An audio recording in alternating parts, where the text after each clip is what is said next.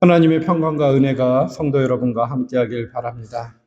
또한 어제 한국에서 불의의 비행기 사고를 당한 이들과 그들의 유가족, 그리고 오늘도 전쟁의 그늘 아래 속에서 힘겨운 삶을 살아가고 있는 우리 세계의 이웃들, 그리고 선교의 현장 속에서 복음의 사역을 다하고 있는 선교사님들과 복음의 일꾼들에게도 주님의 평강과 은혜가 함께하길 바랍니다. 오늘은 2024년 52번째 주일이자 송년주일입니다. 한 해 동안 수고 많으셨습니다. 1년의 2024년의 마지막 주일입니다. 이 마지막 때 우리는 늘 우리의 삶을 되돌아보곤 합니다. 어떠셨나요? 2024년. 한번 되돌아보십시오. 여러분들의 걸어온 시간이 어떤 빛깔이었는지 참 궁금합니다. 어떤 분들은 평범한 일상 가운데 속에서 갑작스러운 사고와 아니면 사건으로 갑자기 먹구름이 잔뜩 드리워진 흐린 날로 기억되는 분도 있을 겁니다. 혹은 사나운 폭풍에 이리저리 휘둘리다가 겨우겨우 아침을 맞았던 힘겨운 시간으로 기억되는 그러한 색깔로 기억되는 분도 있을 것입니다. 반대로 화창한 봄날처럼 따뜻하고 풍성했던 기억 때문에 기억이 좋은 기억을 갖고 계신 분도 있을 것입니다. 여러분들이 걸어온 시간은 어떤 빛깔이셨나요? 근데 여기서 한번 생각해 볼 분이 필요합니다. 그 빛깔, 그 좋은 기분을 어떤 기준으로 평가하고 있느냐 말입니다. 우리 시대는 한 사람이 지나온 시간과 인생을 결국은 얼마나 많이 소유하고 있고, 얼마나 많이 누리고 있고, 많은 것을 성취했냐, 또 남겨졌냐 하는 기준으로만 평가하려고 듭니다. 저는 여러분과 제가 이러한 셈법에 휘둘리지 않았으면 좋겠습니다. 적어도 나는 신앙인입니다 라는 우리의 고백이 나는 세상과 달리 하나님을 믿는 시선과 기준으로 살아가는 사람이라는 뜻이라면 분명 기준이 다를 것입니다. 적어도 나는 그리스도인이라는 고백이 이 세상과 달리 예수 그리스도의 이름만이 선포되어야 되며 예수 그리스도의 그 이름 두 글자의 능력이 있다고 고백하고 있다면 기준이 다를 것입니다. 분명히 그래야만 할 거라고 생각됩니다. 그 기준을 잃어버린다면 늘 비교와 경쟁으로 작동되는 세상 속에서 결국은 나는 누구인 것조차도 기억하지 못할 만큼 불행하고 불우하게 만들지도 모릅니다. 우리의 신앙도 우리의 교회도 이러한 기준이 아주 교묘하게 섞여 있는 것 같습니다. 잘 느끼지 못합니다. 신앙생활조차도 나는 누구인지조차 기억하지 못할 만큼 막연하게 신앙생활하고 있고 막연하게 우리 교회는 좋은 빛깔이라고 생각할 수 있다는 것입니다. 근데 지난 2주 동안에 저는 유아 세례가 껴있는 예배를 2번 드렸습니다. 첫 번째 예배는 지난 주일이었는데요.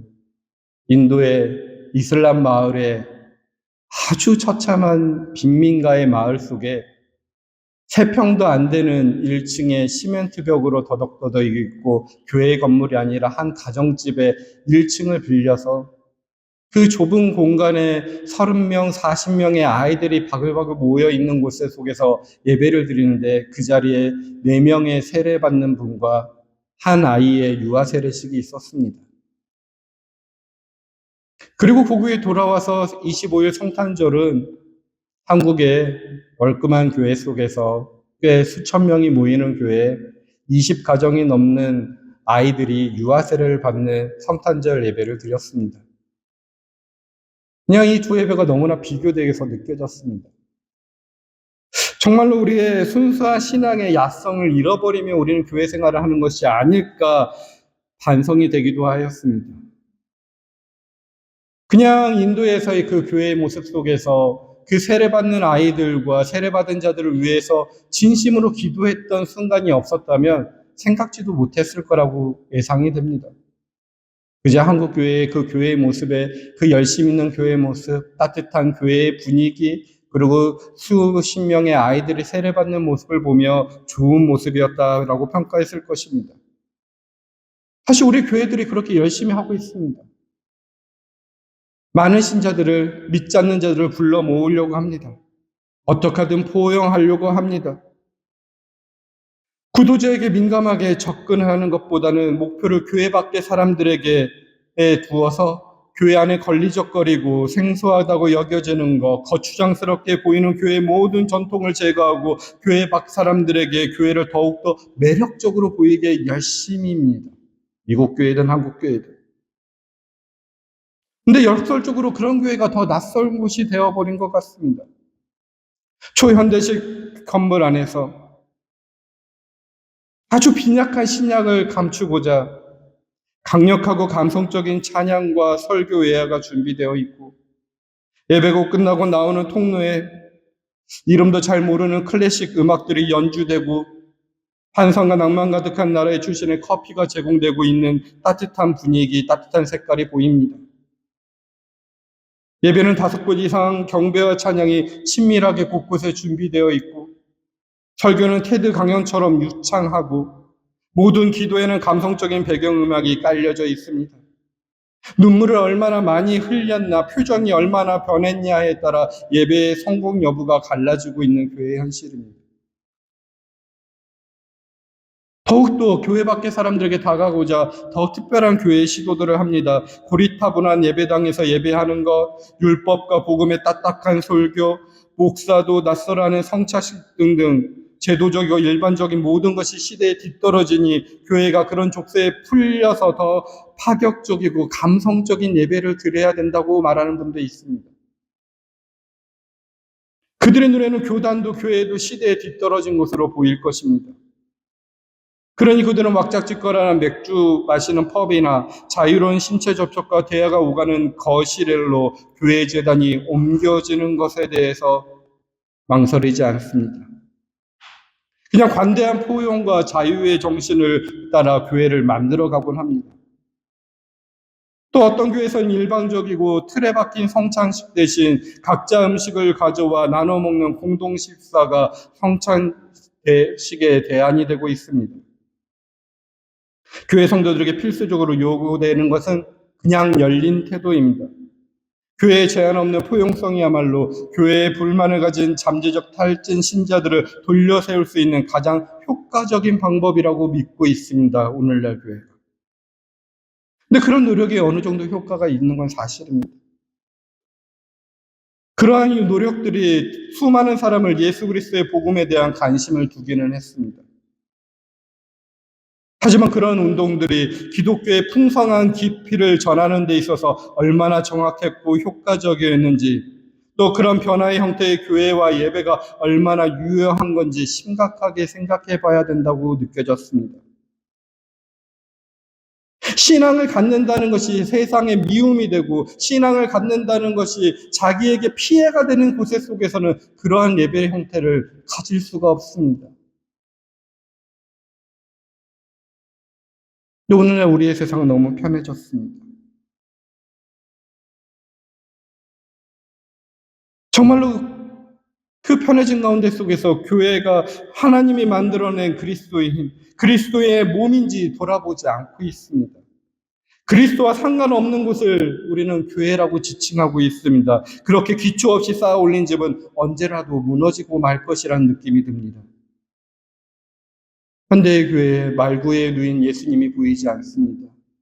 핍박받고 고통받는 예수님은 사라져 버렸습니다. 예수를 그리스도를 믿는다는 것이 세상 어떤 곳에서도 위협받지 않는 세상 가운데 속에 예배의 자리가 편해지고 있습니다. 근데 지난주 인도에서 드렸던 예배의 자리 속에서 세례를 받은 예전의 친구는 부모에게 2번이나 감금당하고 폭행을 당했다고 합니다. 믿음을 가졌기에. 그리고 끝끝내 그가 택했던 삶은 부모에게 버림받은 삶이었다고 합니다. 근데 그 청년이 아이들 앞에서 기쁨으로 예수의 이름을 찬양하는 모습이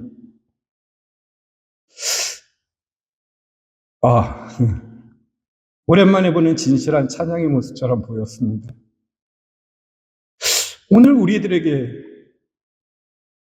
그런 진실한 고백이 있는가? 저절로 비교가 되는 자리였습니다. 우리의 신앙, 우리의 실그릇교회 22년 동안 이 실그릇교회도 이 기본을 지키고자 노력했던 교회라고 저는 믿습니다. 기초 없이 그저 포용력과 이 자유 속의 세상에 어울리는 교회로 만들어졌다면 무너져 버렸을 것입니다. 하지만 예수 그리스도의 이름을 믿으며 예수 그리스도의 이름의 능력이 선포되는 교회가 되고자 꿈꾸며 우리가 조용히 신앙생활을 집중하고 있는 교회라 믿고 있습니다. 여러분의 신앙, 여러분의 가정, 그리고 우리의 이 질그릇교회가 예수 그리스도의 이름과 하나님에 대한 믿음의 기준으로서 어떠한 색깔을 갖고 있는지, 지난 1년 어떤 색깔을 드러냈는지 정말 한번 더 진지하게 묵상해 보시길 바랍니다. 그리고 우리들의 내적인 시선 말고 이제 또 다른 세상 사람들의 시선도 생각해 보셔야 됩니다. 우리를 어떤 시선을 바라보고 있을까? 전혀 믿음을 갖지 않는 세상 사람들이 나의 삶을, 우리의 가정을, 질그릇교회를 보고 어떤 인상을 받을까 생각해 봤으면 좋겠습니다. 우리는 낯선 사람을 만날 때 우선 그 시선에 제일 먼저 닿는 것이 무엇이라고 생각하시는지요? 그 사람에 대한 인격, 그 사람의 풍기는 그 내용, 그 상대방의 얼굴, 생김새가 아니라고 합니다. 우리가 상대방을 낯선 사람을 만났을 때 첫 번째 느낌은 그 사람이 어떤 옷을 입고 있는지, 행색이나 옷 매무새, 그리고 그 옷이 풍기는 분위기라고 합니다. 그 사람을 만나고 헤어졌을 때 그 사람의 얼굴은 쉽게 잊혀져도 그 사람이 어떤 색의 옷을 입었는지, 모양은 어떠했는지 그 행색과 분위기는 비교적 선명하게 오랫동안 기억이 남는다고 합니다. 그러니 누군가에게 풍겨지는 첫 인상은 어쩌면 세상을 향한 우리 자신이 누구인지 드러내는 옷이라고 해도 무방할 것 같습니다. 근데 관계가 깊어지고 시간이 깊어질수록 우리는 그 옷에 대한 이미지에서 벗어날 수 있습니다. 첫인상이 언제나 들어맞는 것이 아니죠. 시간이 지나고 마주하는 시간이 많다 보면 어느새 겉으로 드러나지 않았던 것을 볼 수 있게 되었는데 그때 첫인상과 다른 모습에 우리는 실망하곤 합니다. 첫인상으로 보여줬던 상대가 입고 있던 겉모습이 덮고 있던 내면과 일치하지 않는 탓을 보면 우리는 실망합니다. 결국 그 사람이 입고 있는 옷에 걸맞지 않는 사람이라고 우리는 평가하게 되는 것이죠. 한번 2024년 우리의 옷을 한번 생각해 보십시오. 여러분은 겉모습의 옷이 신앙의 옷이었나요? 그리고 그 사람들이 바라봤을 때 여러분들은 어떤 옷을 입고 있었고 과연 그 옷에 걸맞게 살아가고 있었는지, 여러분들의 옷은 무엇으로 표현되고 있나요? 오늘 2024년 마지막 주일 골로새서 말씀은 그러한 우리의 모습을 한번 다시 뒤돌아보라고 말씀해주고 있습니다. 오늘 골로새서 말씀의 12절 말씀 한번 다시 한번 보시기 바랍니다. 그러므로 여러분은 하나님의 택하심을 입은 사람받은 거룩한 사람답게 동정심과 친절함과 겸손함과 온유함과 오래 참음을 옷 입듯이 입으십시오 라고 말하고 있습니다. 그러므로라고 특이하게 부사로 시작합니다. 아마 앞문장과 관련되어 있는 것 같습니다. 오늘 우리가 12절부터 읽었지만은 그 성경책이 있으면 한번 성경책을 펴고 8절 말씀을 한번 보십시오. 분함, 노여움, 악의, 비방, 부끄러운 말이 나옵니다. 그런 5가지 옷을 벗어버리고 기독교인이라면 오늘 8절에서 나왔던 그 옷을 벗어버리고 12절에 동정심, 친절함, 겸손함, 온유함, 오래 참음의 옷을 입으라고 합니다. 여러분들의 옷은 어떤 옷인가요? 분함과 노여움과 악의와 비방과 부끄러운 말이 많은 옷인가요? 아니면 언제나 어느 순간에도 친절함과 동정심과 겸손함과 온유함과 오래 참음의 옷을 입고 있나? 겉옷만 그렇고 내면이 다르면 정말로 평가가 더욱더 나빠집니다. 우리가 그리스도인이라면, 우리가 하나님을 믿는 신자의 기준을 갖는다면 우리는 누구나 예외 없이 이 12절에서 말하는 옷을 입고 있어야 됩니다. 그런데 항상 이 옷을 입고 있는가? 이 말씀을 살펴보면 부끄럽습니다. 순간순간 분함과 노여움과 악의의 모습들, 비방, 부끄러운 말의 옷을 입을 때가 많은 것이 우리들의 모습입니다. 심지어 어느 순간에는 아예 동정과 친절, 겸손, 온유, 오래 참으면 옷을 입고 있지 않고 헐벗은 상태로 살아가는 것처럼 느껴지기도 합니다. 어떻게 해야 될까요? 바울은 로마서에 또 이런 말씀으로 우리에게 설명합니다. 로마서 13장 14절에 이렇게 말씀합니다. 주 예수 그리스도로 옷을 입으십시오. 정욕을 채우려고 육신의 일을 꾀하지 마십시오라고 합니다. 이제 더 나아가서 주 예수 그리스도로 옷을 입으라고 권면하고 있습니다. 우리 신자들이 입어야 할 옷이 예수 그리스도라는 옷이라는 것입니다. 여러분들은 예수 그리스도로 옷을 입으셨나요? 아니, 사람이라는 것을 어떻게 옷을 입을 수 있을까? 좀 아리송한 문장입니다. 직독이 해석이 안 되기 때문에 공동번역에서는 이 로마서 문장을 옷 입고라는 부분을 마음을 새롭게 하여라고 번역하기도 했습니다. 즉 마음을 새롭게 한다는 것은 겉으로 드러나는 것을, 그 외적인 것을 바꾸는 것이 아니라 이전과 달리 생각을 바꾸고 가치관을 바꿔보자는 것입니다. 예수 그리스도. 결국 공동모여처럼 마음을 새롭게 하는 것으로 읽든 아니면 원문처럼 예수 그리스도로 옷 입는 것으로 읽든 결국 예수 그리스도와 같은 생각, 예수 그리스도와 같은 가치관으로 살아가 보라는 것입니다. 우리 비록 헐벗고 그 옷을 못 입는 존재라고 해도 그 겉옷을 입어보고 주님과 같이 살아보라는 것입니다.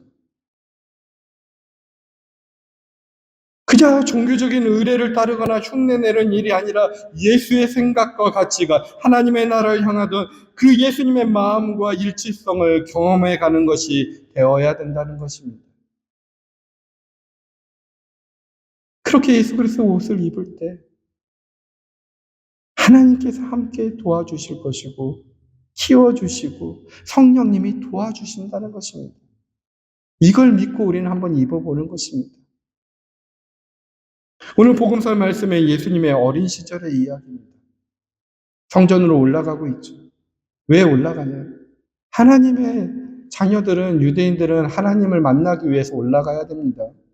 근데 그 당시에 관념이 성전에만 하나님이 있기 때문에 예루살렘에 살지 않아도 1년에 한 번 정도 이상은 그 명절 때마다 하나님을 만나러 가야 됩니다. 특별히 13세 성인식이 전에 성인식에 대한 교육을 받거나 성인식을 행하기 위해서 예루살렘으로 더욱더 찾아가야 됩니다. 그때 예수님은 그 하나님의 사람답게 다시 한번 새로운 변화된 존재가 되기 위해서, 그리고 그 성인식을 위해서 순례길로 올라가고 있습니다. 근데 그 순례길의 결론은 어떻게 끝맺고 있나요? 52절에 봤더니 예수는 지혜와 키가 자라나고 하나님과 사람에게 더욱 사랑을 받았다라고 기록되어 있습니다. 이제부터는 요셉과 마리아가 아닌 하나님께서 직접 예수를 붙들고 예수는 하나님 안에서 자라게 된다는 복음의 말씀입니다. 2024년 이 복음의 말씀을 듣는 우리에게도 동일하게 말씀하십니다. 우리가 예수 그리스도 옷을 입고자 한다면 이제 우리는 지혜와 키가 자라게 되고 하나님과 사람에게 더욱 사랑받는 존재가 될 거라는 복음의 말씀으로 읽혀질 수 있다는 것입니다. 하나님이 저와 여러분들을 키우실 것입니다. 하나님께서 하실 일입니다. 그러니 성도 여러분, 예수님의 뜻과 생각과 가치와 길을 따라 이루어 가시길 바랍니다. 그리스도의 옷을 입으시길 바랍니다. 우리가 그분의 일체 안에 머무는 한 하나님께서 예수께 그러하셨듯이 우리가 입고 있는 그리스도의 옷이 우리가 그 옷에 걸맞는 사람, 거룩한 성도로 성장할 수 있도록 넉넉히 도울 것입니다. 그러면서 오늘 골로새서 이 말씀에서 이어진 그 모든 내용들을 한번 한 절 한 절 깊이 묵상하고 그대로 살아가 보십시오. 13절에 누구에게나 불평한 일이 있어도 서로 용납하여 주시고 서로 용서해 주십시오. 우리가 해야 할 일입니다. 주님께서 여러분을 용서하신 것 같이 여러분도 서로 용서하십시오. 그리고 계속해서 말씀하십니다. 14절에 이 모든 것 위에 사랑을 더하십시오. 사랑은 완전하게 묶는 띠라는 것입니다. 사랑의 시선으로 세상을 거꾸로 바라보시기 바랍니다. 그리고 15절 말씀하십니다. 그리스도의 평화가 여러분의 마음을 지배하게 하십시오. 이 평화를 누리도록 여러분은 부르심을 받아 한 몸이 되었습니다. 또 여러분은 감사하는 사람이 되십시오라고 말합니다. 평화와 감사를 누리시길 바랍니다. 또한 16절에 이렇게 말합니다. 그리스도의 말씀이 여러분 가운데 풍성히 살아있게 하십시오. 온갖 지혜로 서로 가르치고 권고하십시오. 감사한 마음으로 시와 찬미와 신령한 노래로 여러분의 하나님께 마음을 다하여 찬양하십시오라고 합니다.